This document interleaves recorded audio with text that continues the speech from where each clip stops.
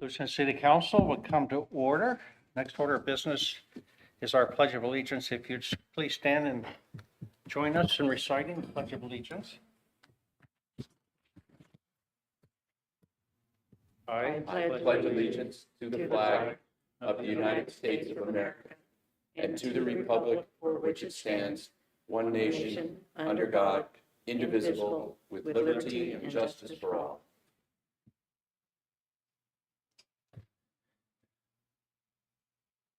Thank you. Trying to see who we have remotely today. Councilor Lidke, can you hear us? Are you there today?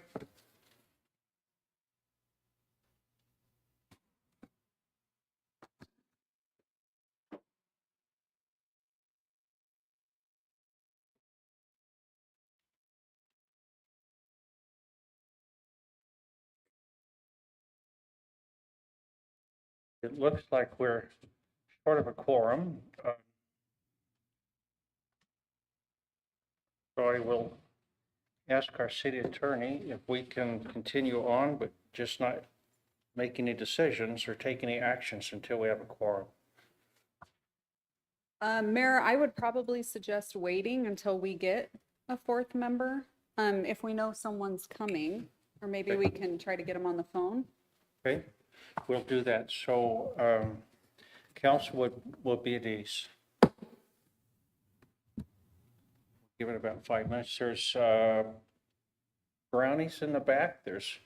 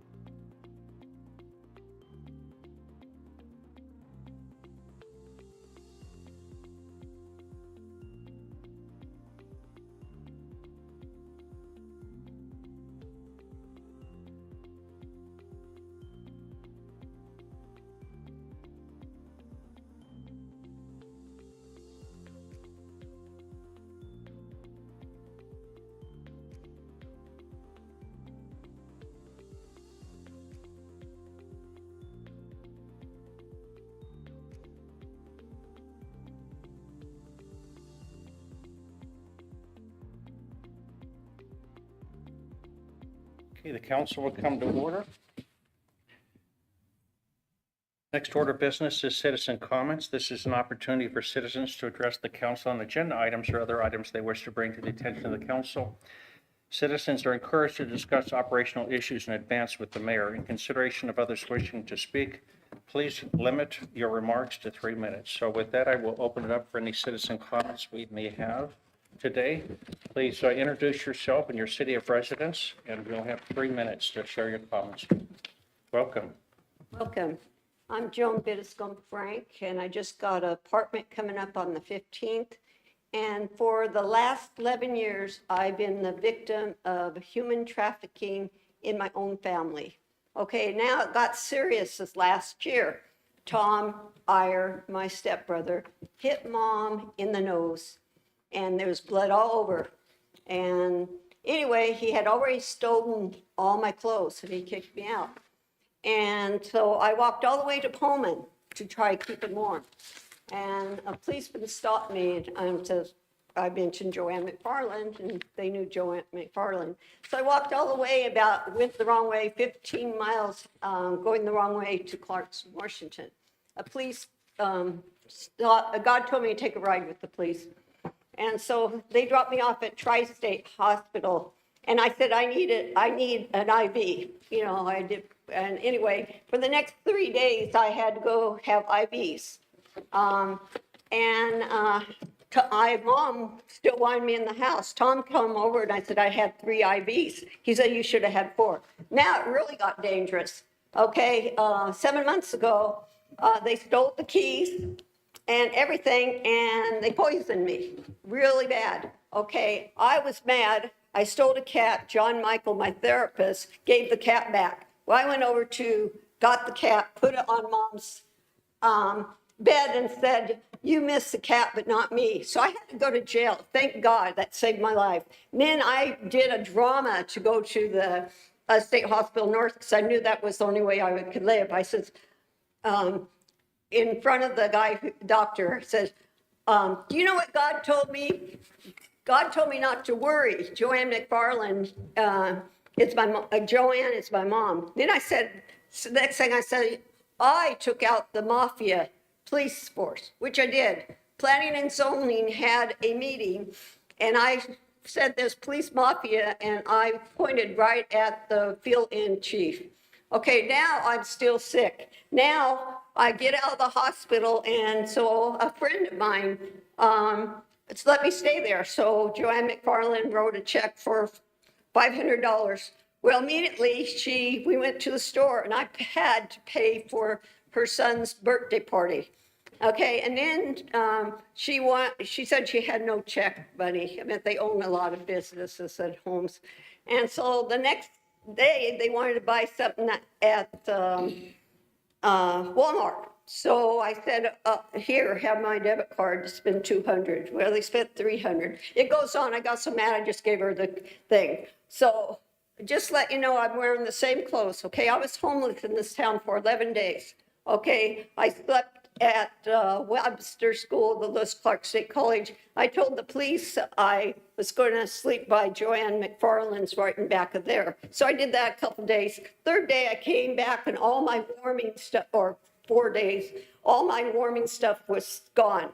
Okay, so when I saw it, I put down my. 3 minutes are up. And so I I'm just need to letting you know that human trafficking is caused by homelessness. And I just want you to know you don't know who is homeless. I've been wearing the same clothes. I almost died. I had to go to the hospital with the last one 3 times. I had to go to the hospital just to pop my blisters. Okay. So this costs the government thousands of dollars. I'm $1 million baby by now. Thank you. Thank you, Joan. Other citizen comments?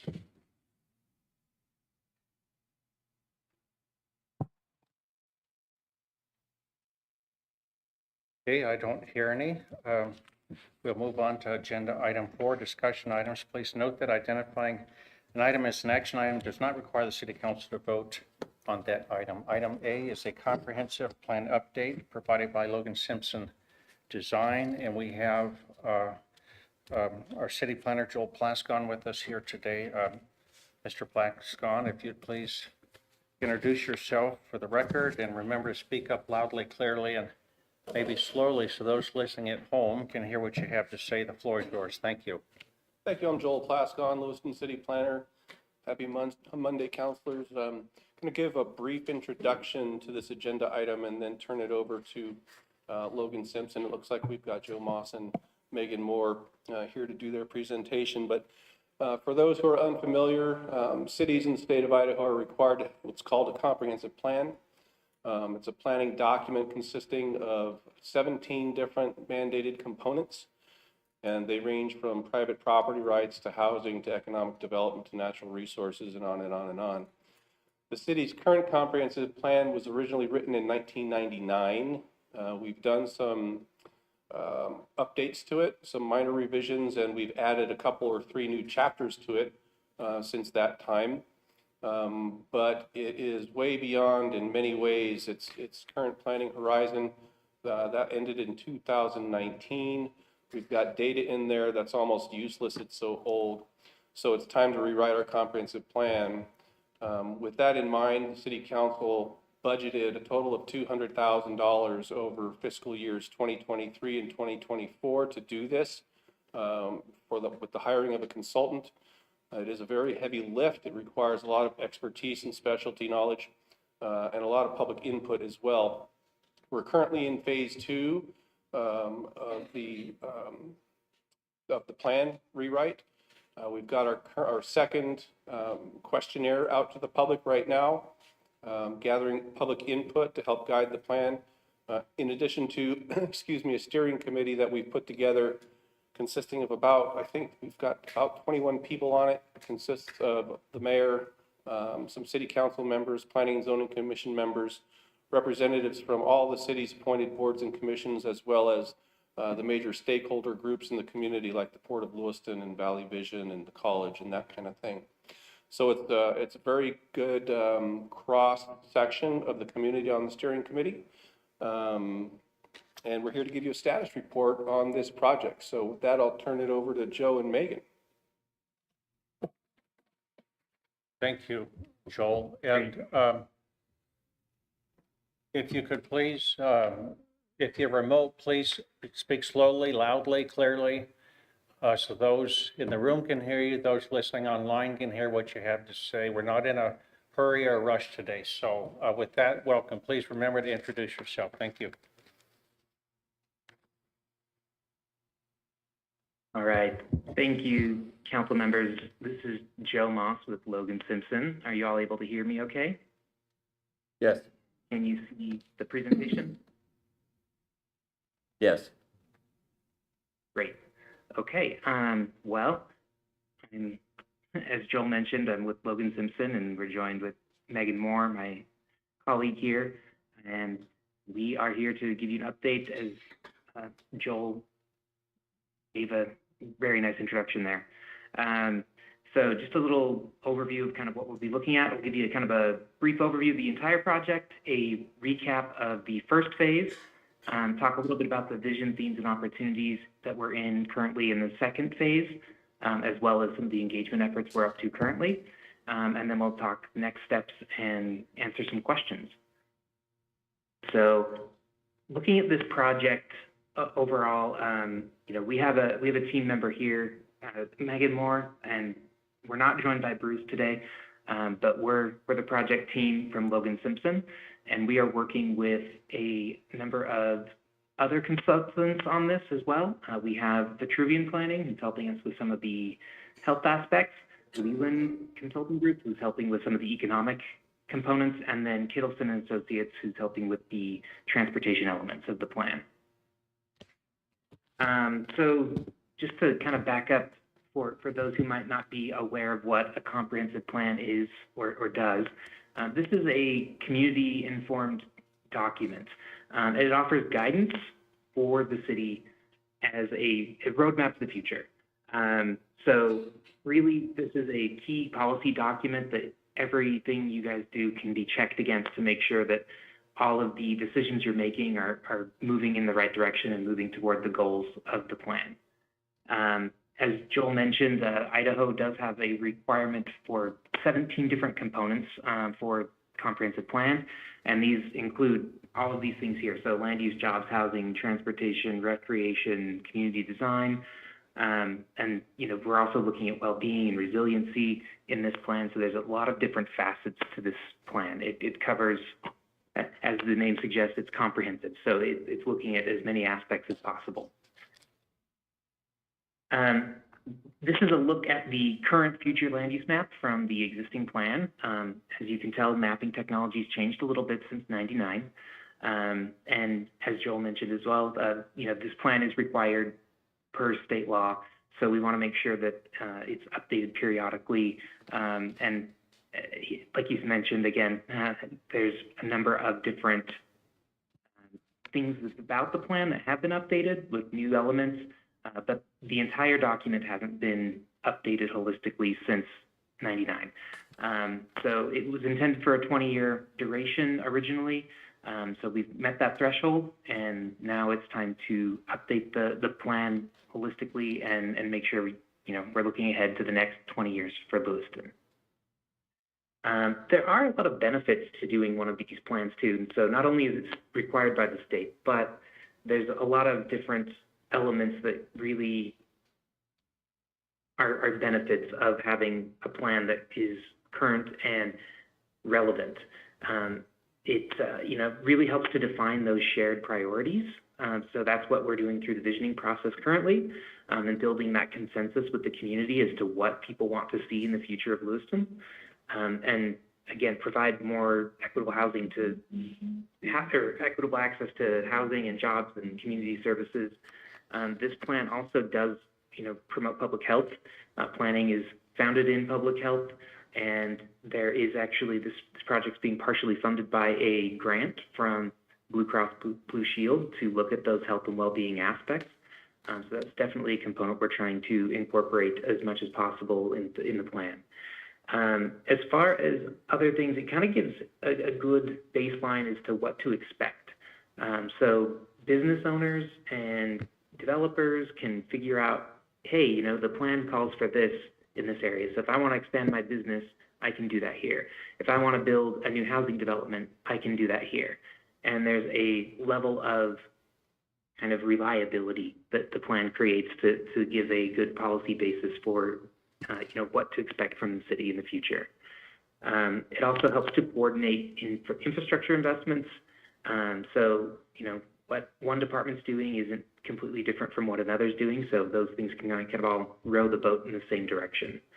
And again, keeping that consistent to invest with it helps residents rely on those property values because they know what to expect in the future, in a long-term land use plan for the community. As well as there's also some environmental benefits. It's again going to help kind of really build a synergy around those decisions around your natural resources, and utilizing those natural ecosystems and kind of working with what you have.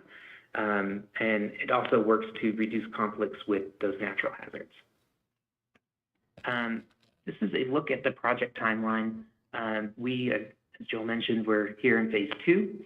We have a questionnaire out right now, which we'll talk about a little bit later, but we're in that vision and opportunities phase where we're trying to figure out what the community's vision is and what the big opportunities in Lewiston are in order to address them. When we get into phase 3, we'll be actually kind of drafting the plan based off of what we find out in this phase and also some of that early input from phase 1, where we got the initial direction from the community on things that were important to them. Did want to let you know that we have been meeting with a number of different groups as well. We've had a number of steering committee meetings and a planning and zoning commission updates earlier this year. And then this is the first update we've had with this body. And as Joel mentioned, the steering committee is a pretty diverse group of folks. We have representatives from a number of different bodies. So there are a number of council members here on it, as well as boards and commissions, as well as with community partners and city staff. The role of the steering committee here is to really help be a sounding board for those key ideas and concepts that we're working on in the plan, as well as kind of reviewing some of the content as the plan develops. We're relying on the committee to help, be an advocate for the plan and share the plan with their community contacts to really get the word out and help, make sure that this plan is with as many folks in Lewiston as possible to make sure that we're hearing from everyone in town. Phase 1 was a lot of fun. That was the initial phase where we got to do some community outreach, talk to folks in the community, see what they had as far as ideas for Lewiston in the future.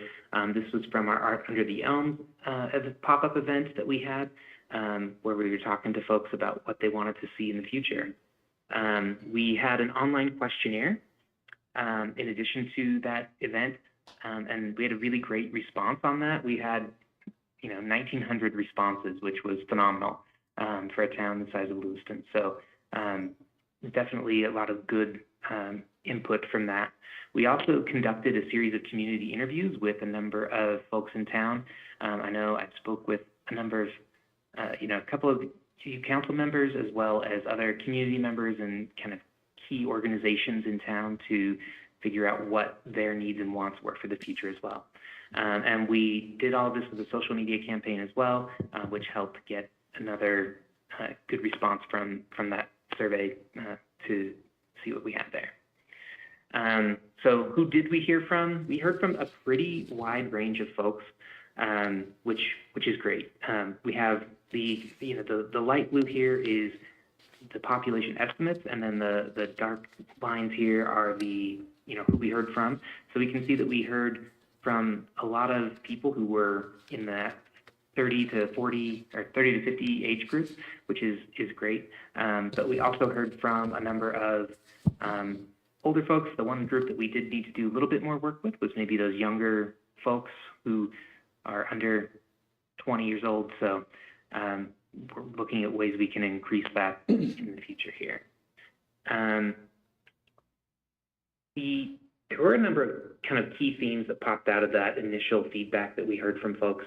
There were a lot of people asking for more businesses and services, particularly like retail and entertainment options, maintaining and improving those environmental and natural amenities, so things like the levee trails, increasing housing ability or housing options was a big thing we heard. There's not a great diversity in current housing options for folks out there, as well as improving traffic and road conditions. I mean, I know I've heard about Fifth and Brighton from a number of folks, in addition to another couple hot spots in town. And then really the thing that people loved about Lewiston is that small town feel and sense of community. So that's definitely something we want to make sure that we're working toward maintaining in the future as we build the plan. So that takes us to the vision and themes, to what we've been currently working on. We've been kind of workshopping a vision statement and some themes with the steering committee, and we have a questionnaire out right now to the public about these, and we've been asking folks about them. But what these are really are kind of it's almost like Russian nesting dolls. You have this kind of overall vision at the top, and then it's broken out into different themes. And then within that, you can find different opportunities and ways to kind of achieve that. So they're all supporting each other to kind of get to this overall vision. So our draft vision statement currently is: in 2044, Lewiston is a prosperous city with a strong sense of community, small town feel, thriving in historic downtown, resilient and diverse economy, smart infrastructure investments, a collaborative and innovative community, and a high quality of life. So there are a number of different elements in here, but these are the kinds of things that we're popping out to people, and we're still, this is still a draft. This is an evolving statement. I know this is a lot of words. It might slim down based off of what people are identifying as the most important elements of this. But it's really just meant to give the overall direction for what the community is going to look like in 20 years. Part of these themes were, we pulled out 3 different themes. So one of those was collaboration, facilitation, and investment. So basically, how can Lewiston bring people together in order to make those connections, to make sure that everybody is sort of, as I said, rowing the boat in the same direction and working together to achieve these common interests. So there's a couple of ways to go about that with, active collaboration, streamlining regulations, supporting business development, and consistent implementation of that smart infrastructure. Another theme here was that economic resilience and diversification. Lewiston prospers as a regional economic hub. That is a great theme that people were looking at. There's been a lot of talk about the jobs available, and how can my kids stay here after they get done? If they go to LC State, then how are they going to get a job in town and stay here and grow with the community in the future? So a number of different aspects here as far as leveraging that economic development, working with those assets like the seaport, the airport, developing that workforce, fostering that business-friendly atmosphere, and keeping it really resilient, pro-growth business climate. The last one was that high quality of life. Lewiston is a city that a lot of people love the quality of life aspects of living there. The riverfronts, the recreational access. Some of those things are not easy to come by in many other communities, and so we wanted to make sure that we were highlighting that. And then basically just looking at how everything can contribute to a high quality of life, including things like transportation and employment options and housing options.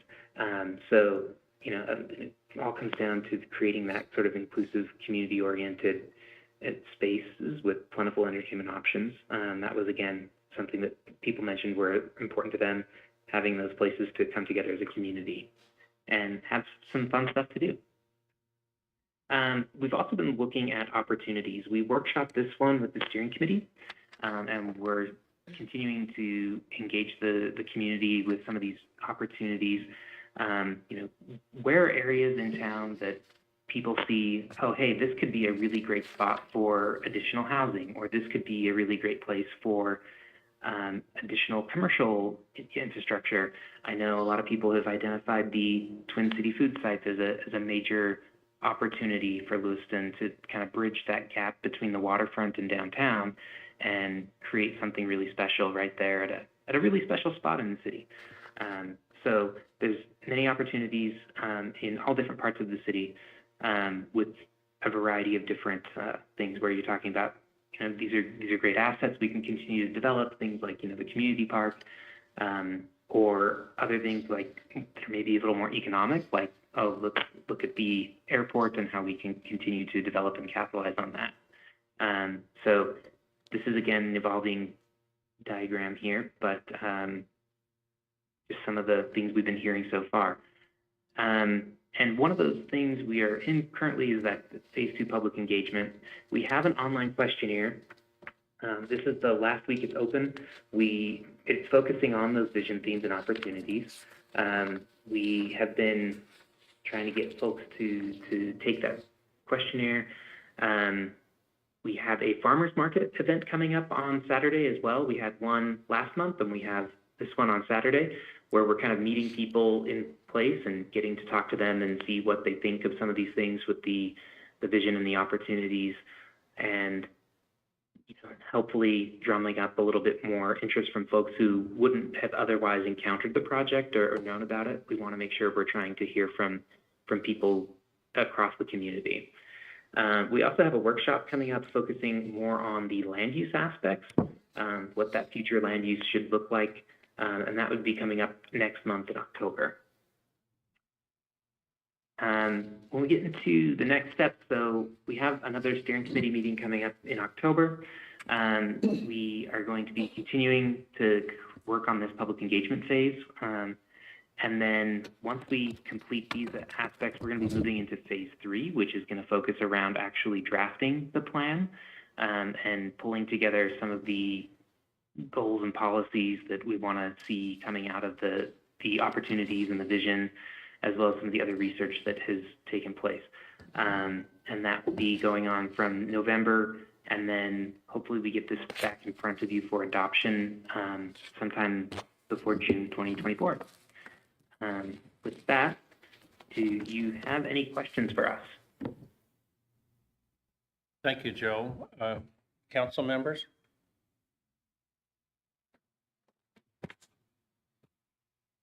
Joe, I don't see any questions right now.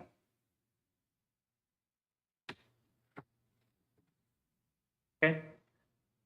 Well, if Doesn't anything mean we're comes not up to- interested. There's a lot of information here. Good information. Thank you. Thank you.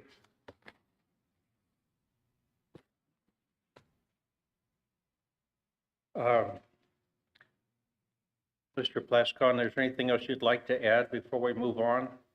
Any gentle reminders for us? I know you've been very good about encouraging folks to comment and how important that is. And I probably could do a better job myself, but I really appreciate your efforts in that area. Thank you, and that would be my closing remark, is to encourage you all as council members to make this project known to the people that you know, the constituents that you may be talking to about something else. Encourage them to participate to whatever level they can. Like Joe was saying, our current questionnaire is open until September 17th. If you could please help spread the word. We need to hear from the community, from the residents, from the business owners, what's working and what's not working, so that our new plan and our new vision can get us there over the course of the next 20 years. So please get the word out. Thank you, Joel. Thank you. Okay, next up, item B, Urban Renewal Agency Update and Overview. We have Director Shannon Grow with us here today. Shannon, welcome. Same guidelines, please speak up loudly, clearly, slowly, so those listening at home and online can hear what you have to say. The floor is yours. Thank you. Thank you, Mayor, City Council. I'm Shannon Grow, Community Development Director for the City of Lewiston, and currently serving as the Lewiston Urban Renewal Agency Director. And I'm just having Aaron boot up the presentation for us.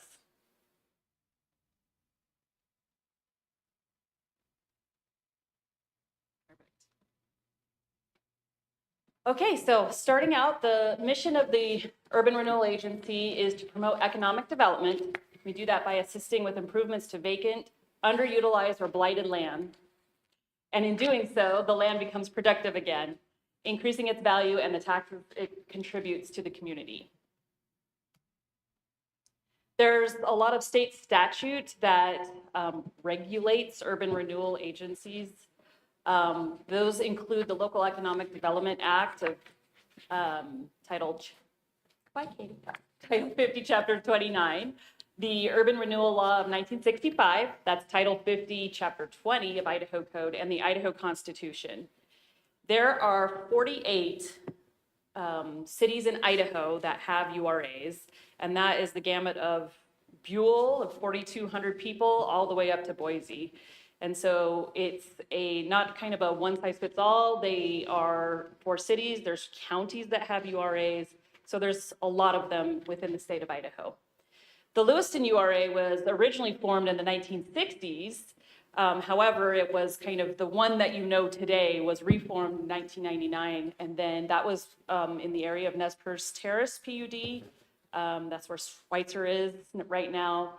And it kind of went dormant and then was resurrected again in 2005. And that's what we have today, is the 2005 to present time. It is a separate and distinct legal entity with independent authority and separate bylaws. However, later on, I will talk about how your role as the city council ties into the Urban Renewal Agency.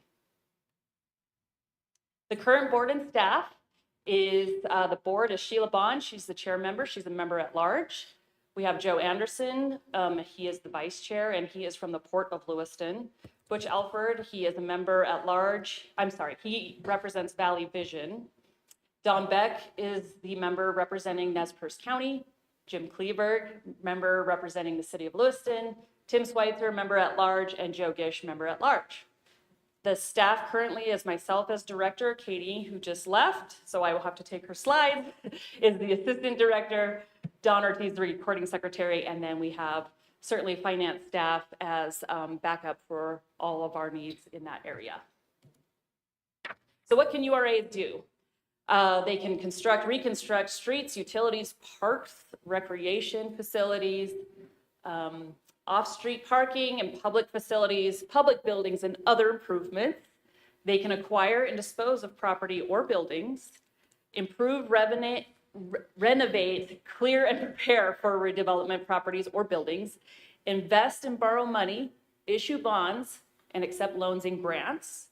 And they oftentimes work cooperatively with other public entities. How are URAs funded? URAs are funded through revenue allocation financing, which is found under Idaho Title 50, Chapter 29. This is also known as TIF, or tax increment financing. And the revenues are derived from the increase in property values. This does not increase property tax. If your property is within a urban renewal agency area, then your taxes have not gone up. There's a separate line item on your tax bill that shows a revenue allocation area. And the taxes, there are taxes that go to the revenue, to the URA, that would normally go to the city or the county and the school district court. But increment financing means you take the revenue allocation area start, that is the base, and that base continues on through the term of revenue allocation area. The area in green, as you can see here, is the area that represents the TIF, or the tax increment financing, that is then given to the URA. Projects are paid for as you go. Typically with URAs, they are about 20, revenue allocation areas, sorry, they're about 20 years. And so pay as you go is difficult to do sometimes because you don't have the cash to pay for a project. So there's developer reimbursements, owner participation agreements. They can do conventional bank loans. They can do bonds, as we have seen with the East Orchard Sewer. And there are also participation policies. And like I said, the note at the bottom of this is the pay-as-you-go. Often times you'll see financing of improvements such as loans or bonds because you don't have enough cash to actually do the project. What are revenue allocation areas? So these are under Idaho Code 50-2904. Revenue allocation areas are within an urban renewal area. The urban renewal area is the whole city. The revenue allocation areas are districts or areas that are within the city. These areas can only be 10% of a city's current assessed valuation that can be included in these RAAs. So you couldn't have the whole city under a revenue allocation area. You can only have up to 10% of a city's value, or a county, if it's a county URA. These typically the boundaries are created by resolution, then a plan for the area follows, and they're oftentimes 20 years, but not all the time. And the bottom just kind of follows a very high level of how a revenue allocation area is created. The URA board will create a resolution. They identify the blight of an area and the boundaries, and that resolution is then transferred to the city council, where the city council accepts the boundaries of a revenue allocation area. Then the URA creates a plan that includes the projects and the activities that they want to do within that revenue allocation area. That then goes to the Planning and Zoning Commission to review to see if it's in compliance with the comp plan, which is what the presentation was just before this. And then the RAA plan is transferred then to the city council, or put before the city council for approval. So revenue allocation areas are approved by the city council twice, essentially. Sometimes more if a plan is amended, but essentially you create the boundary and then you accept the plan. And this is where I was talking about how there is, even though it's an independent board, it does get approved by the city council. Previous revenue allocation areas are these three. North Lewiston Revenue Allocation Area number 1. This is the rebuild of 18th Street North, water lines and hydrants. This one was closed in 2016. Nez Perce Terrace Revenue Allocation Area number 2. Road and utility extension into the port property, Nez Perce Drive extension. You might be familiar with that project. This one closed in 2017. And then finally, the downtown revenue allocation area number 3. This one included the 1st and 5th rebuild, parking studies, flood control, and a partner in the downtown infrastructure improvements. This one closed in 2020. This has a lot of information on it, and it's really just for the printed version. I will go through each one of the current revenue allocation areas, so you don't need to keep looking at this one, but it does show you the resolution and city council resolution and ordinance if you wanted to look back at those. The East Main revenue allocation area, this one's number 4. As you can see, this one is the boundaries are essentially to the west would be Lincoln Street. To the north is the river. To the east is the city limits line, and to the south it's kind of jagged throughout. This one was created in 2017, so its base year is 2017, and the term on this one is 2029. Projects in this plan include water lines, storm water lines, and pedestrian improvements. And to date, the new water and stormwater lines south and through the US 12 21st Street intersection was done with the ITD project that redid that intersection. And the URA was able to help participate in that and get some new water lines and stormwater lines in during that project. May I ask a question? Sure. If we, Counselor. I'm sorry, if we didn't have the URA in place for that project, how would the city have done that? City would have had to self-fund it completely. That's how. And the cost was about, That one I would have to look up and get back Okay. to you on that one. it was big bucks. It was significant. Okay, This one is still open. thank you. You're welcome. East Orchard Sewer, revenue allocation number 5. This one also was created in 2017. The term was 2037. This one was formed for the expansion of sewer trunk main in East Orchard's possible lift station. Instead of reading all these words of projects, I'm going to show you a map. This map was Katie's map, and so she was going to be here to explain it to you, but essentially the phase 1 is most of that trunk line, with the exception of this here. This was phase 2. And so the yellow represents new sewer main trunk line. It goes all the way north to south and kind of east to west. And that was phase 1. And then phase 2 is this little piece here on number 4. There are other trunk lines that exist. They were done by developers that tied into this existing trunk line for Lindsay Creek Estates and the Skyview Estates. Tomorrow, at our Urban Renewal Agency meeting, Katie has prepared a pretty in-depth analysis of this area and where the board might take it from here. And so it includes looking at further expansion of the trunk lines. You can see 17, 18, and 19 here are in blue. And these have been designed in order to do the pay-as-you-go. We may need to wait a little bit on this one in order to get a little bit more cash to do this area. But we're talking about next steps, and that can be the whole gambit in this area. Mr. Mayor. Counselor. Yeah, as these sewer and water lines are being put in and attached to the city, are people being resistant to hooking up to those things, or are they, what's the reaction to that? So we had a lot of, let me go back to, okay. So you can see here that there were 66 sewer taps and 66 sewer taps. So there was quite a few people that did end up either hooking in as a new development or abandoning their Who have septic. septic system, right? Yeah. Abandoning the septic system and hooking on to our system. And so phase 1 had those 66. And would you say that hooking up to those rather than having septics, which eventually, no matter what they're made out, will fail, causing groundwater issues? Do you Yeah, say that's a good thing? septic systems have a life. Yeah. They have a term, for sure. And so one of the, when we're talking about blight, one of the pieces of blight identified in this area was the leaching of septic systems into Lindsay Creek. And so part of what this wanted to accomplish was to have people abandon those septic systems and get put on. Thank you. Yeah.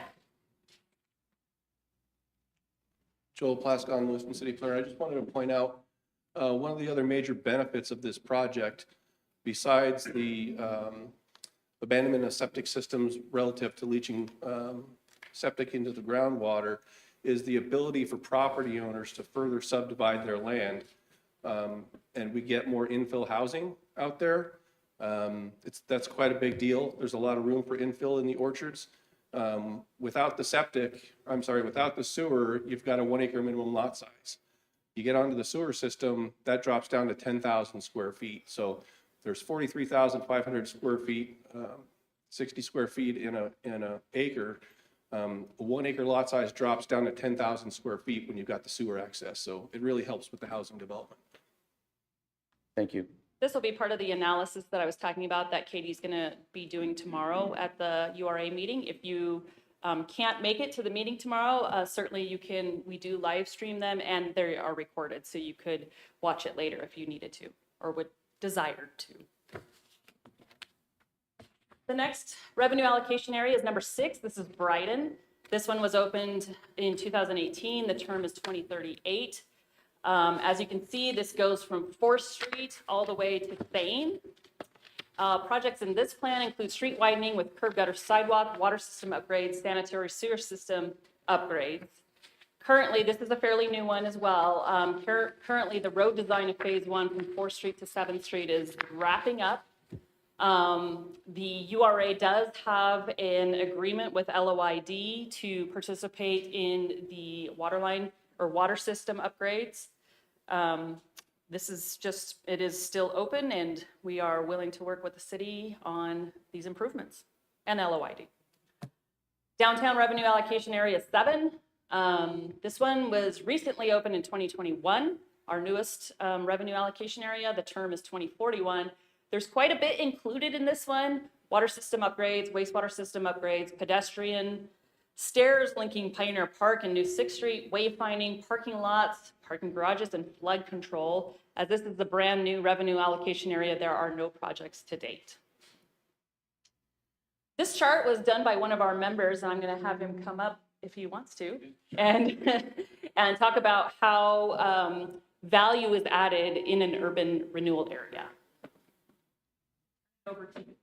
This is Mr. Joe Gish. He's a new member of the Urban Renewal Agency board member, and take it away. All right, thanks, Shannon. Welcome, Joe. Thank you. I've gone to one URA meeting. It was via Zoom, but I did attend the training that Shannon had, and Katie produced a binder with all the materials on the URA with a lot of history, mission statement, all that kind of stuff. I don't know if they want to kill more trees, but I'm sure she has an electronic. I would suggest all of you get a copy of that. It's got great information. Katie obviously put a lot of time into it, and I've been going through it and looking at the different projects, and any member of the URA should have it because it has everything you need to get informed and then make good decisions and make your vote good when you have to vote on these things. So in that, there was a chart. I didn't really understand it. There were some errors in it. So I made this chart for Shannon to kind of show what the value add is for the URA. And I think by understanding this chart, it really gives people a good idea of just what value the URA can bring to the community. And so I'm going to go through it, and I'll just give you my thoughts as I was creating the chart. So it's Title 50, Chapter 20, I think, that describes the URA, and there's a couple other chapters in state statute. But the purpose of the URA is to take blighted area and rehabilitate it. Then that'll produce more property, and then that property produces greater property value. And that's what this chart shows. And what I'll do too is I'll talk about the East Orchards district, because when we were in training, I was looking at the mission statement. I'm saying, how does sewer, change blighted area and that kind of thing? And they educated me, and I think it's kind of like the poster child for kind of what the URA is meant to be. So if you look at the chart, what I did is I took property at $100 million value, and I said, okay, let's just make an assumption that the property is going to go up at 2.5% a year, which is kind of, the standard inflation rate, not, these last couple of years, but in the past, that's been kind of the inflation rate, the cost of living rate. So that's what that line is. So if you look at the very start of the chart, $100 million, that line that goes up is going up at a 2.5% rate. Then somebody gets an idea for a project, like in the East Orchards, it would be the sewer district, correct? And they do the math and create the URA district, or the revenue allocation area, the RAA. So in this chart, this RAA is created in about 2006, and you can see the line going there. Well, when that happens, With the URA, the property values, they get it from the assessor and they snap a line. So those stay, that's the bottom baseline, the property value increment baseline. So all that gray area under the yellow area is now what the public entities that can tax, that's what they get to tax on. So it stays fixed. And then as the property value goes up, a few years later, you can see I've put it around 2009. There's this property value delta from the increment baseline. So when we get to that point, you can kind of project, you can extrapolate out the life of the RAA, which is usually 20 years, and you can say, okay, that is the property value that the RAA gets to tax on. And that's where it gets its money. And when you can extrapolate it and figure out what that total value is, now you can go to a bank or whoever you go to do bonds. I'm not real familiar with that, but you can say, this is what this area is going to generate in property taxes for the URA over this time frame. And you can get bonds. That's not the only way to do it, like there's the pay-as-you-go, but for the purpose of this, we're just looking at the bonds. So the RA goes out, they issue bonds, say it's $10 million, they get that $10 million up front, and then they can start their projects. So in this one, around 2010, it says property value of RA begins to increase. So what this is assuming is that in 2009, when you've done those bonds, you start that project. And at some point, the project is going to start improving that area. And whether it's, I'll use the East Orchard Sewer District, whether it's subdividing a 5-acre lot, so now it can take 20 homes instead of 2, or I guess 5 acres, you could do 10. Well, you get subdivisions, people start building homes. Now that's new property you get revenue of property taxes on. And that's more revenue than you'd get if the RA hadn't done that project. Because now they're hooking up to a sewer, they can subdivide further, and now, housing is there's a housing shortage in Lewiston. We need more housing. And so that is where the property value of the RA begins to increase, and now you're starting to get that bump of property value tax revenue. That's going to go back into the RAA for a while because that baseline's still made, right? So as we go up, you can see the blue area is the property value increase that is due to property coming in there, like new homes, that wouldn't be there if it weren't for the URA project. And then at some point, that's going to peak. The project's going to have like a maximum value that it's going to bring back to the community at some point. And that's, you can see where that peak is. And then eventually the RA gets closed. And it could close sooner than 20 years, but for this purposes of this, I close it at the 20-year point. And so you see where the bracket blue area is, that is the URA added value. So if everything's done right, and the projects are done right, and they're on schedule, and we get that new building in there, the URA is going to add that value to property taxes. And then from that point on, when the RA closes and the property taxes bump up, now you can see the gray area, that's going to go on indefinitely. And that's the value add for all the entities that put in, the county, the port, the school district that put in money to get this project done. Well, they should get more money coming back. And eventually, they'll be better for it financially because this property or this URA did this project and bumped up the property values. And so, being on the board, and yeah, I was a project manager and a cost account manager at Boeing. What I'd like to do is look at these projects, and I think that we can make some assumptions, and we should be able to create a chart like this for like the East Orchard Sewer District, and we should be able to track whether we're on track to earn money back for the stakeholders that are giving up property taxes to have this project done. And so that's my view of the value add of the URA. And this East Orchard's like, these guys explained it already, but for me, coming into this, looking at the statute, looking at the mission statement, the East Orchards is going to handle blight, which is probably some of the pollution that's coming from the septic systems. And I don't think the big value add is people who already have a septic system, hooking up to the sewer. I think that's kind of it's a beneficial side effect of it. But the big value add for the URA is being to subdivide those lots down smaller and then getting more housing in there. And it helps our housing shortage.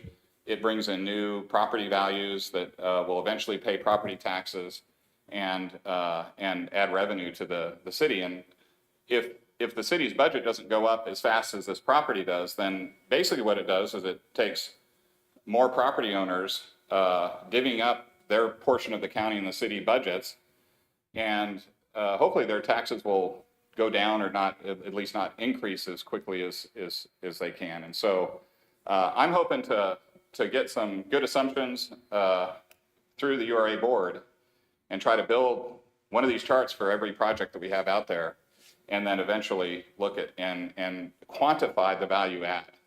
And then we'll have a baseline, and it won't be perfect, but it'll be something that we can measure against. So anyway, thank you very much. Any questions? Thank you, Joe. Councilors? Thank you for your efforts. Okay. Yeah. Appreciate it. You bet. Councilor Spicklemeyer? Oh, yeah. Thank you.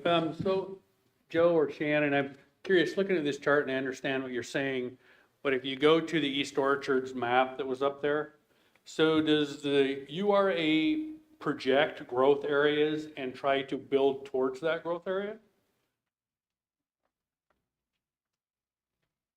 As far as water and sewer? In this case, the URA would have worked with the city who has master plans that look at those types of things. And we also know where there could be potential growth areas.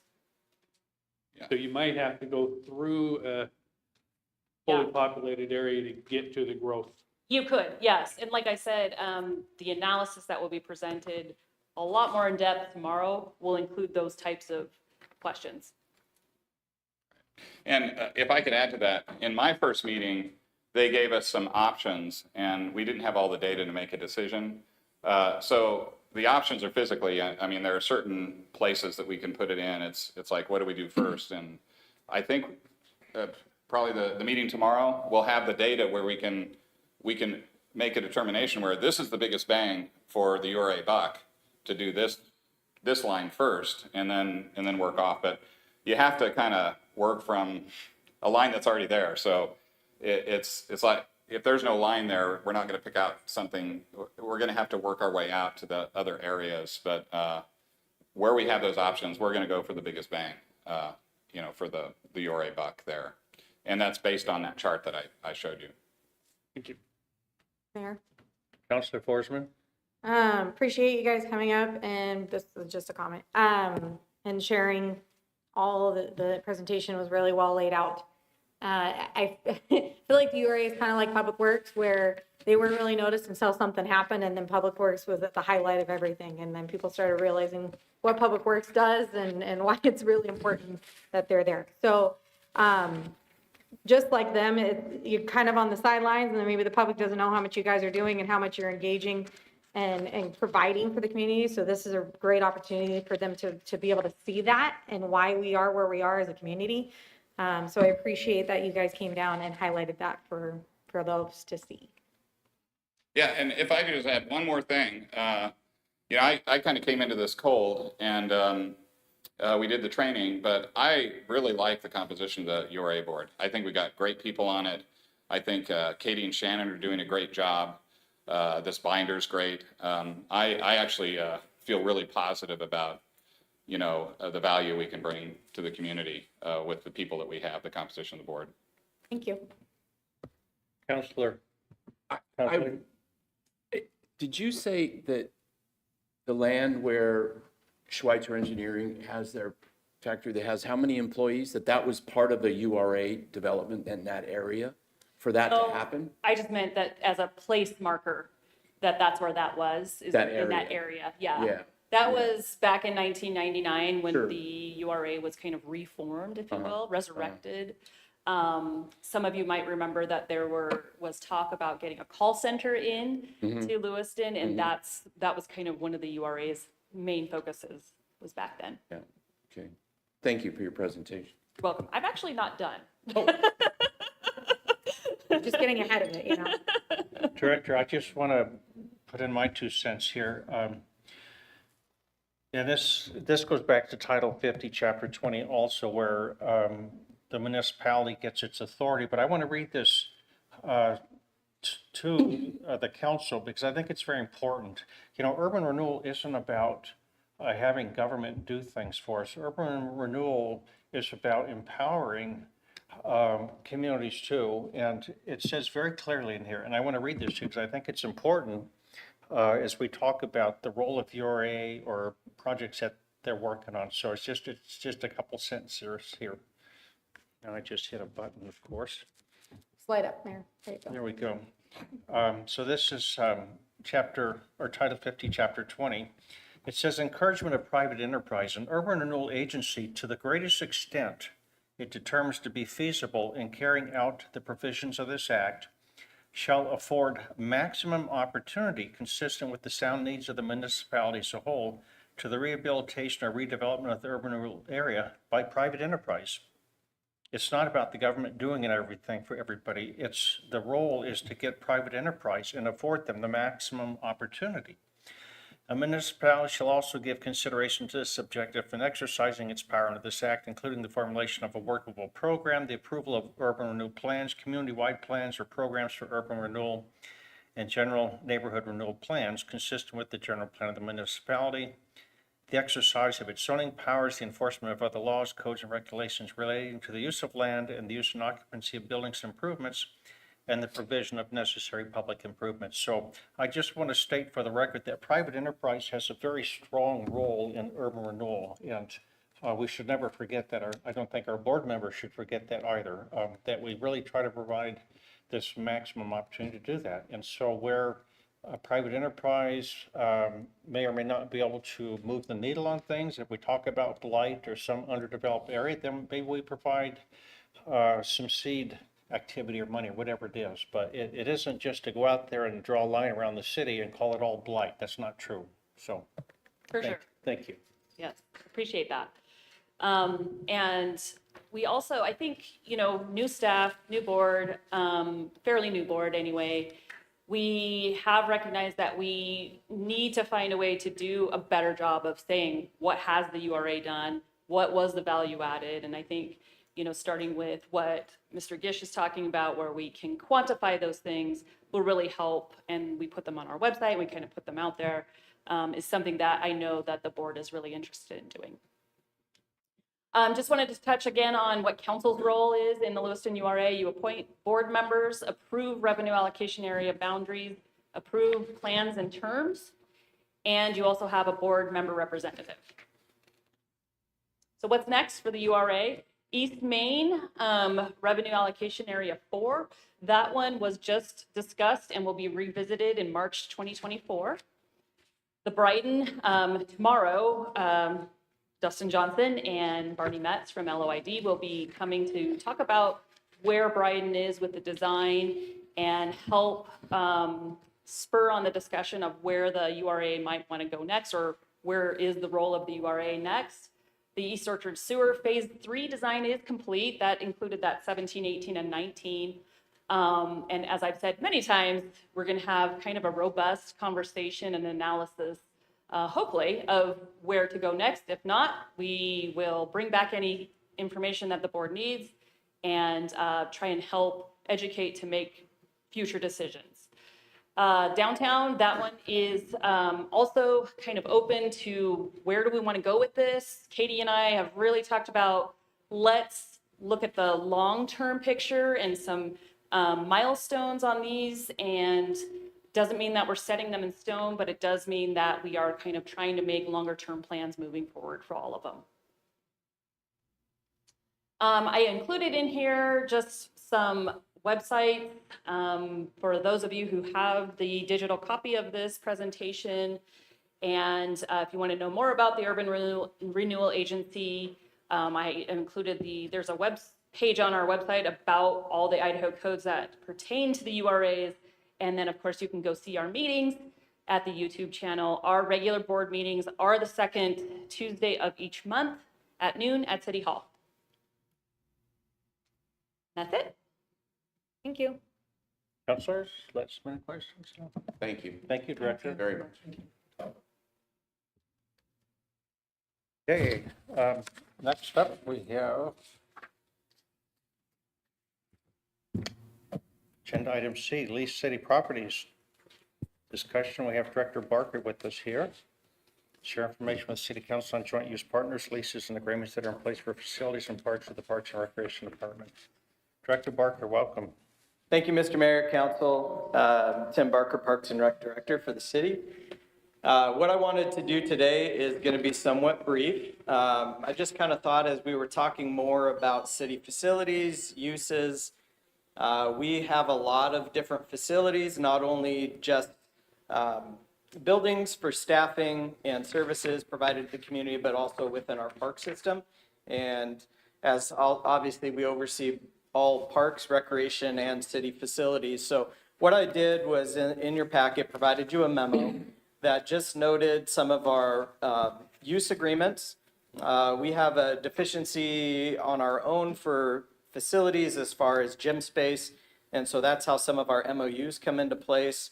As in turn, we have partners within the community, governmental entities or Boys and Girls Club, for example, where we share facilities, whether they're outdoor, indoor, or services. We do some combined efforts. So really what I wanted to do is just kind of briefly chat about some of these facilities that we have, potential uses in the future, just kind of forecasting over the next 5-6 years, as well as currently and moving forward, obviously. So some of the reasons why I wanted to bring this to you today is we are updating our park and open space master plan. We are changing it to a park and recreation master plan, which better suits the needs of our comprehensive plan and will include our recreation aspects. Previously, the park and open space master plan that was originally approved in '99 was only for outdoor recreation. So this will include some facility needs and for recreational opportunities in the community, whether those are services we're providing ourselves or there's a partner in the community that does that as well. So that's one reason why I wanted to have some of this discussion. Also, as mentioned, consolidation of city facilities. When we were promoting the community park project, at the same time, we're also promoting some co-location of facilities at that new site eventually. One of those, just example, a topic of discussion in North Lewiston. We have a number of our parks, all of our parks in North Lewiston are on properties that we don't own as the city. And so asking that community through that community park and neighborhoods and the Park and Open Space Master Plan update, we have the future use of Little League being up at the community park site. So what does the community want to see in North Lewiston? If they want to see those sites developed and continue to be parkland, acknowledging the fact that that's going to cost money to continue to develop those and relocate the others, or should we look at an alternative use or handing that property back to the property owner at that time? So a number of different processes and input that we'll have to go through to identify those. But like I mentioned, it's great to have parks in North Lewiston. A fair amount of those are planned to be relocated at Community Park. Do we need to continue to have that parkland there? And if we do, we've got to figure out an efficient way of doing this. So working with community partners or with the city to identify a future need there. We have a number of agreements that you'll see on the back of that memo, that second page, that are under the city properties leased to others or the properties the city leases from others. Some of those are needing to be updated currently, so we're working on those. But most all of these agreements within the next 5 to 6 years will need to be updated and reviewed. Some of them have not been rewritten since, say, early 2000s timeframe.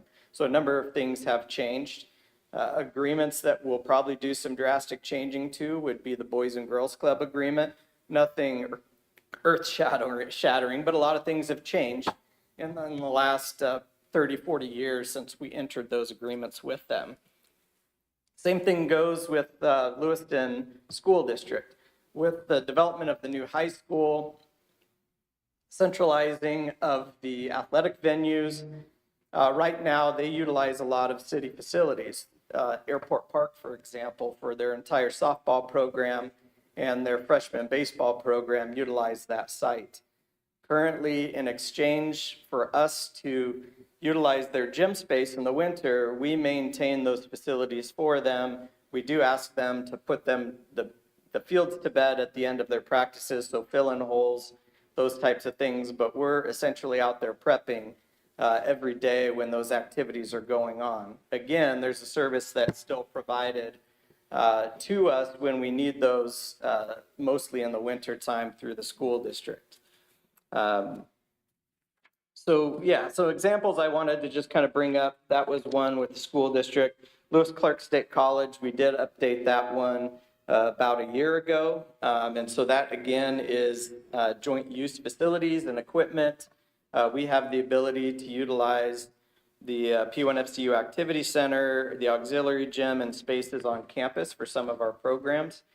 We also lease one of their 15-passenger vans at a drastically reduced rate for our senior programs, for example. So instead of us having to, on the open market, pay $150 for a one-day rental of a 15-passenger or 12 or 15-passenger van, we're able to rent it through LCSC for $30 to $35, and to be able to offer our programs at a lower rate that's more affordable for our senior participants. So that's a great example that we have there. We also have a partnership with LC, obviously related to the World Series. We provide some staffing for that event to assist with that large economic impact project within the community. Other agreements that we have in place, Lewiston Little League. Again, these are agreements we used to back in the day, the heyday of our programs, 20, 25 years ago. We essentially ran the Little League program. In about 2011, we worked with the board at that time. They wanted to have more control over the day-to-day operations of their program. We essentially provided all of the administration for them at that time, and then charged them at the end of the year for about $20,000, $25,000 to do that for them. So we did all of their scheduling of their umpires. We paid their umpires. They were essentially all city employees, and they changed, again, some of the structure of what they're doing, where Little League really essentially international doesn't pay their umpires. They want them to all be volunteers. So they went towards that model more. They started providing their own prep for ball fields. We just provide support to them. They're still the city facilities.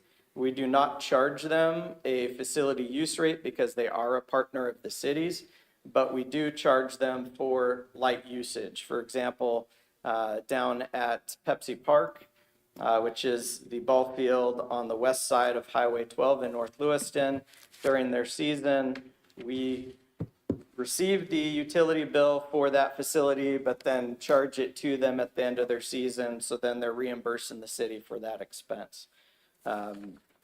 Again, there's various improvements that we have planned within that agreement that we're responsible for, as well as agreements that we're holding them accountable for as an organization moving forward. So again, just wanted to present you some information. Just to note, under the last section, properties that the city leases from others, you'll see most of those are at a no lease rate. And again, back in the 70s, 80s, early 90s, the city got into a number of agreements with governmental entities, whether that was the Corps of Engineers, Bureau of Reclamation, Transportation Department. They had land available. We were looking to expand our park acreage, and so we made agreements with those organizations to manage them in the meantime until they had another use for them, or if there was no future use, it allowed the city to acquire parkland without purchasing that land, but to be able to maintain it for the community to.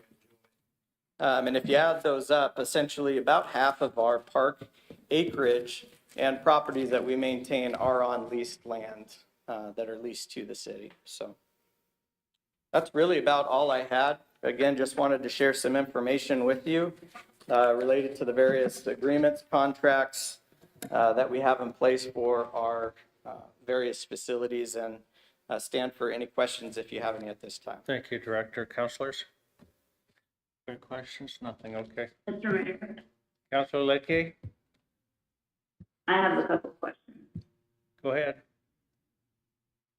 Director Barker, you said that some of the agreements have not been renewed. So is there something in those agreements that are longstanding that holds us, both parties accountable, or have they essentially expired?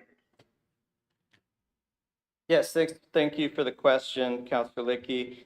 Essentially, those agreements that are up for renewal or needing renewal, we treat them as we would any other agreement that's in place, and it's essentially a month-to-month agreement until we rewrite those. A good example, gosh, is probably, let me see, good example would be for Jewett Park.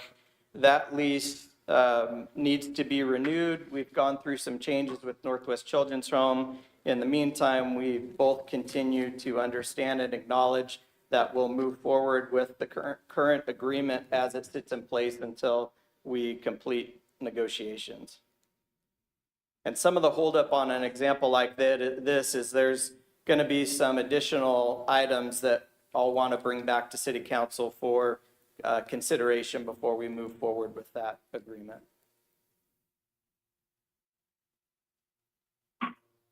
And a follow-up, Councilor?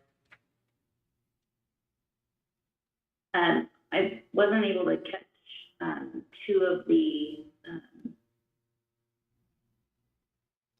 agreement that we have with, one was the Lewiston High School. You mentioned that in the winter, we were able to use something of their facilities. Can you say that again? Yeah, so essentially with the school district, we have a need for indoor space in the winter. And so that's where we benefit as an organization, because we can get into their gyms at no cost, as long as we're sweeping beforehand, sweeping after, opening and closing it without their staff being there, checking restrooms. And in exchange, they utilize our ball fields. So they utilize 4 fields up at Airport Park between softball and baseball. And the springtime is when they typically utilize our facilities there. And we provide the field prep for them prior to practices or games as part of that agreement. There's no monetary exchange. The only time we would ever have that would be, for example, if we utilize Walker Field, which their restrooms aren't usually open. And so if we use that facility for an event and needed their restrooms, then they would come in and charge us a rate to maintain those over the weekend. Thank you. And then the World Series, you said we provide staffing. Is there something that we get in return from LCSD for the staffing during the World Series? So within that agreement, there's various sections, city recreation activities, areas that we receive benefits from, so the P1FCU Activity Center, so facility, recreation fields that they have, there would be no charge for any use of that. Any supplies that we're needing for some of our programs, typically special events, one-time type things, we can utilize their equipment, including, volleyball standards, whatever recreational equipment they have on site. So those are some of the benefits that we get out of that agreement. And then in exchange, we do have a staff person that serves as the grounds crew chief that is a city employee. And then just one more follow-up. Counselor? You mentioned that most of these agreements, and I might have heard the amount of time wrong, but what I heard was about 20 years ago is when we put most of these agreements into place. Is that correct? Yes, most of the agreements that we have in place that are really between the early 90s and early 2000s don't really have a deadline. I would like to make it a policy to at least update those every 5 to 10 years at the most. And so that's why I'm wanting to revisit some of these. For example, the school district, I'm waiting to find out what the direction is with the high school moving forward on maintenance of their facilities and the uses, so then we can incorporate some of those facilities, and then what they plan to do with some of their other facilities that they've talked about surplusing. But in the background, we are working on what we would like to see out of those moving forward. Boys and Girls Club, again, another example where we used to run the Little League baseball program. We installed T-ball fields up at the Lewiston branch in the Orchards. A number of years ago, we no longer have a use for that, but we're continuing to mow that property. Well, if we're going to continue to do that, we need to put and rewrite some things into that agreement so then we can benefit from some of the facilities at the Normal Hill campus.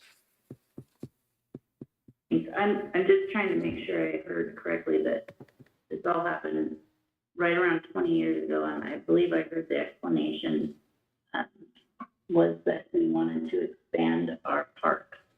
And so I'm just trying to figure out the timeline of when these agreements were made, and so we gained expansion of our parks through those agreements, and then we also signed on for the grant for community park. Is that all about the same time? So no, so the parkland with Corps of Engineers predominantly, Bureau of Reclamation, those were really in the 70s, 80s timeframe. The latest agreements were written in the early 2000s and are due about 2027 to 2028.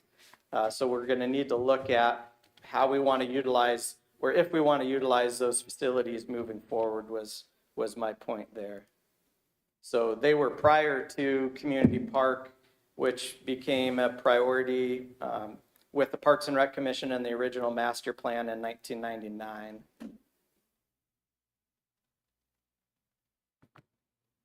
Okay, thank you. Thank you, Counselor. Thank you, Director. Councilors, next up, we have item D, warming facilities. Discussion on warming facilities, including prior ordinance number 4871, the sunset clause contained therein, which expired as of March 20, 2023. Councilor Towsley. Thank you, Mr. Mayor. I thought it was important for the city council to revisit this, and because of that, I've invited 3 people to come visit with us and to get us up to speed about some issues with this particular issue, which is homelessness in our valley, which has increased. 5-year study, the point in time for this region, and this, I believe this is for Idaho, that from 2022 to 2023, we had a 17% increase for homeless people. That's not a particularly good number.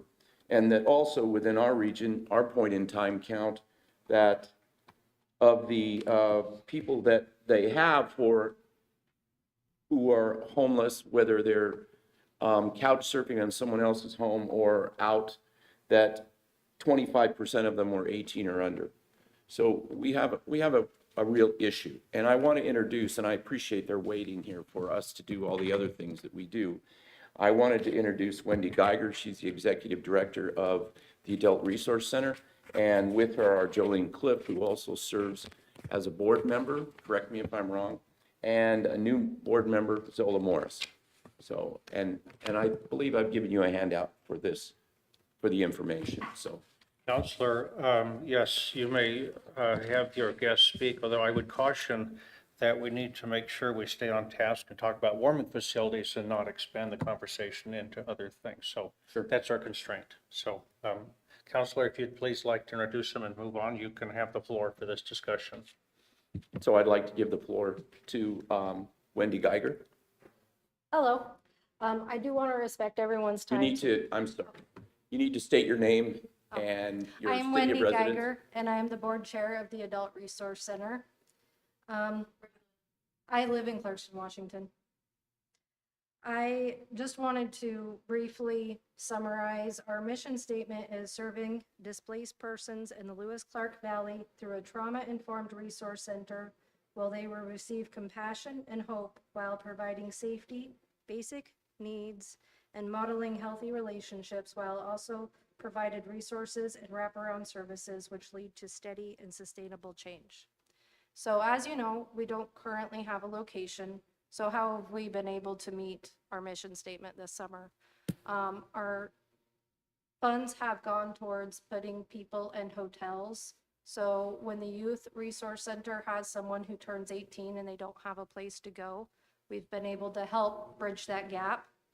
And then we have also put people in hotels who were able to be sustainable long enough to make all of their appointments to things like GED, job interviews, college, courses and so forth, and they've been able to get permanent housing. So we've been able to help only 10 people this summer, plus a family who had lost their home. We helped them with the deposit money to get into a new location so that they wouldn't also have to be couch surfing or become homeless. And going into this winter, we would be able to benefit from having a location. And that's pretty much what I have to be able to present at this moment. And if you guys have any questions, I'd be happy to address that.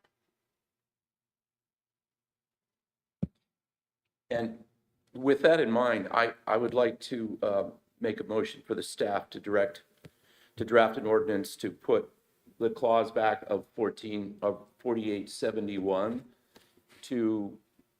with the dates being renewed to start tomorrow and to run through March 31st.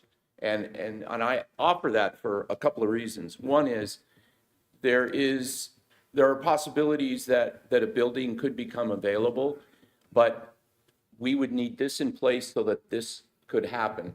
If we don't have this in place, it means we would have to go through the conditional use permit process, which can be long and every day it changes. The weather is changing, even though it's warm out now. And the reason I want to extend it beyond where we did last year was that, well, I asked my wife about this and she said, well, I don't put stuff in the garden until the middle of April because the ground could frost up. We can have a frost. And so I thought, well, that makes sense. So I would go tax day, I would actually extend it to April 15th. That's my motion to reapply ordinance 4871. That need a second? That need a second? I'll second it.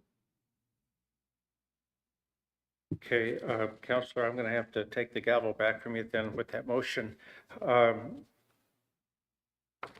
So, Counselor, we have,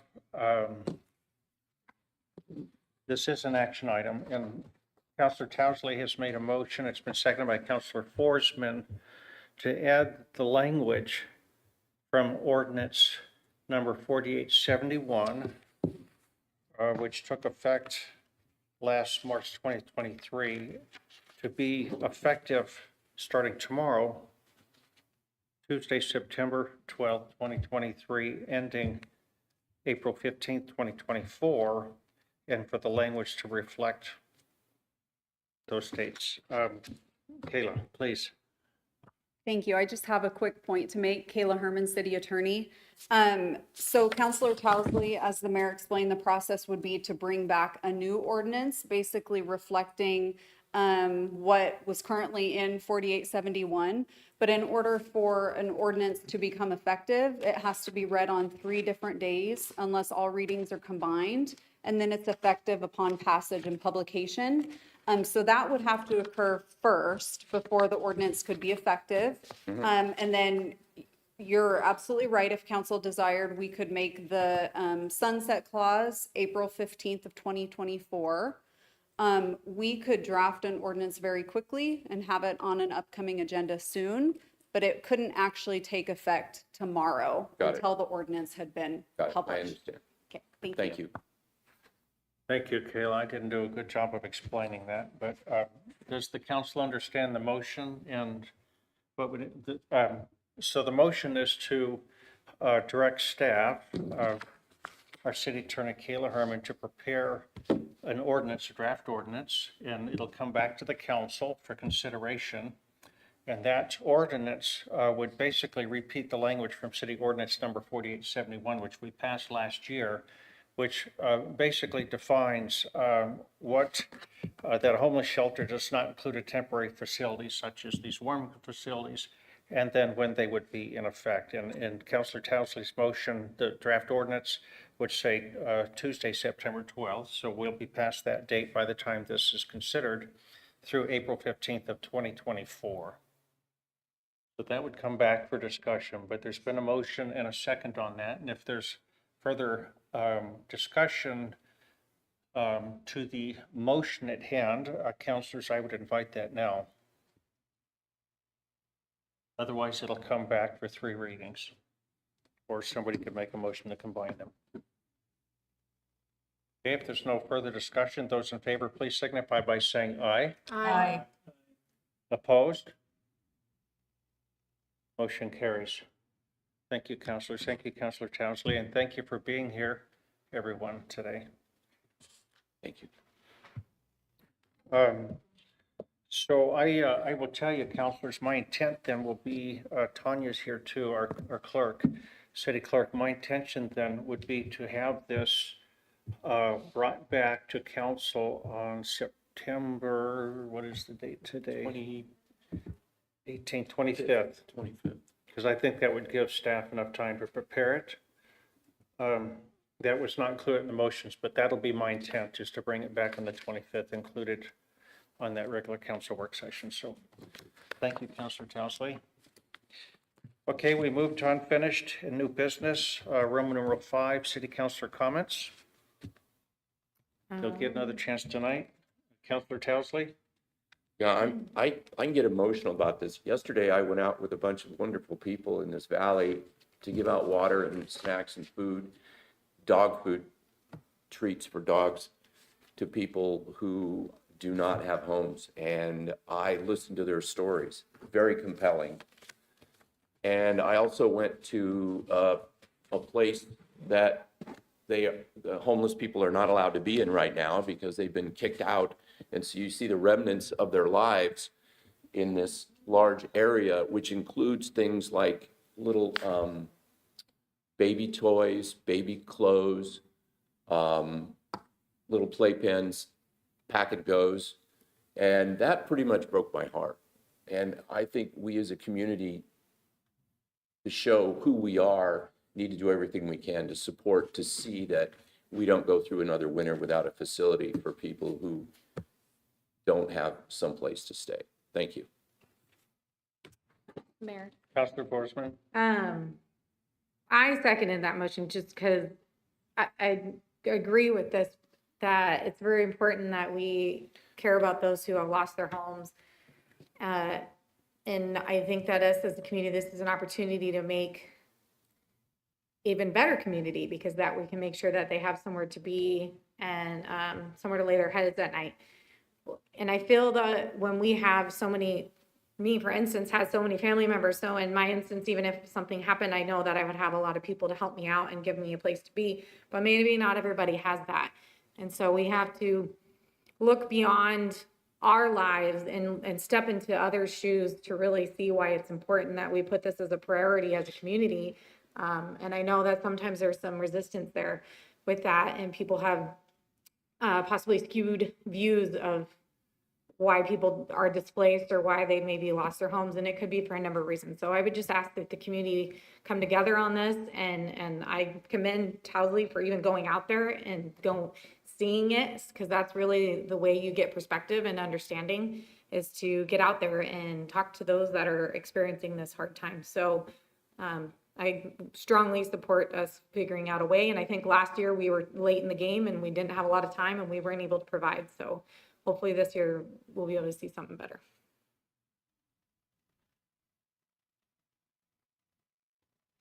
Okay.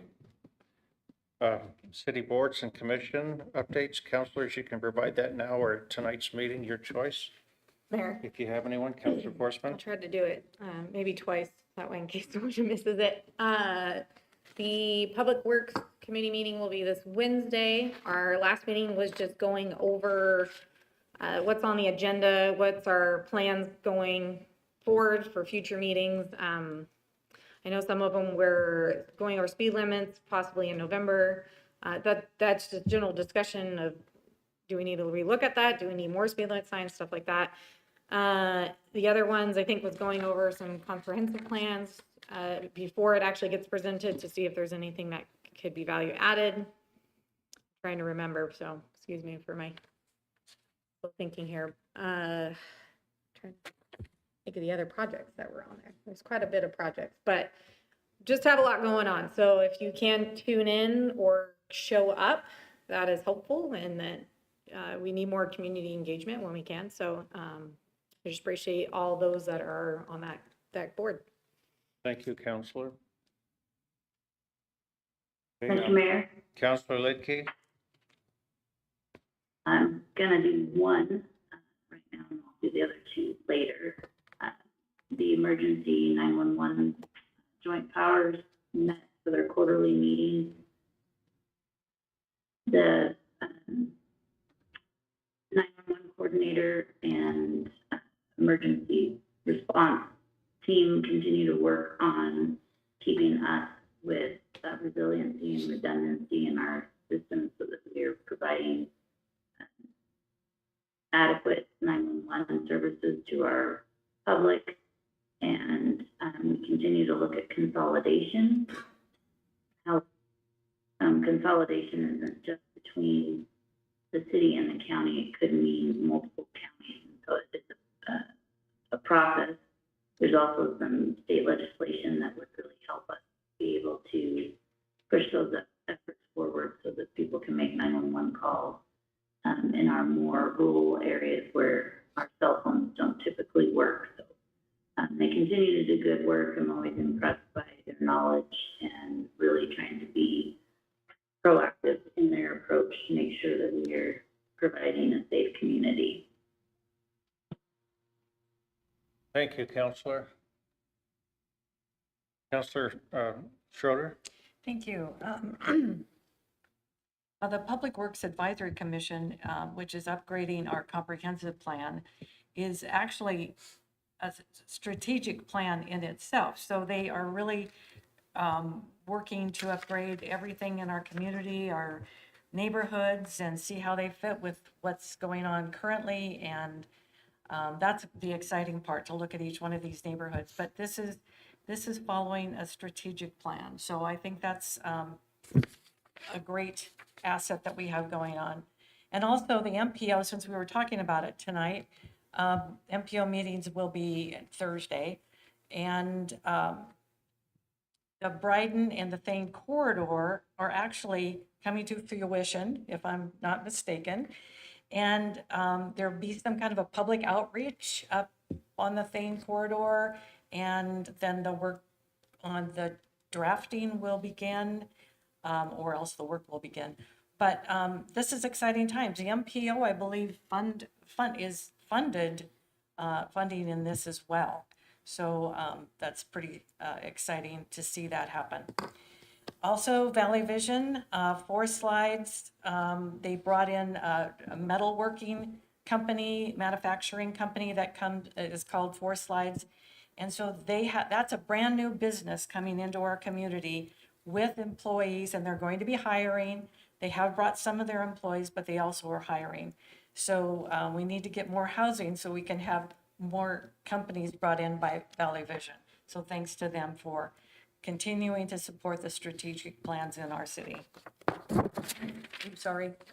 Thank you, Councilor. The only comment I'm going to share with you on our mayor's comments is to go back to what our city planner, Joel Plaskon, shared with us about the comprehensive plan update. If you have not given comments, I've given very few. I can do better myself. But if you have not given comments, please provide comments, counselors. And if we have candidates that are interested in serving on the council, it'd be a great way to get kind of baptized into what's going on at the city, what our future is. But I would encourage you to take a look at that and provide some feedback. It's very important that we hear from everyone. Item D, agenda topics. We had one from Councilor Townsley. Are there any others at this time? Seeing none, we'll go to Roman numeral 6, adjournment. Make a motion to adjourn. So moved. It's been moved by Councilor Townsley, second by Councilor Schroeder to adjourn. Those in favor, please signify by saying aye. Aye. Opposed? We are adjourned. Thank you, council.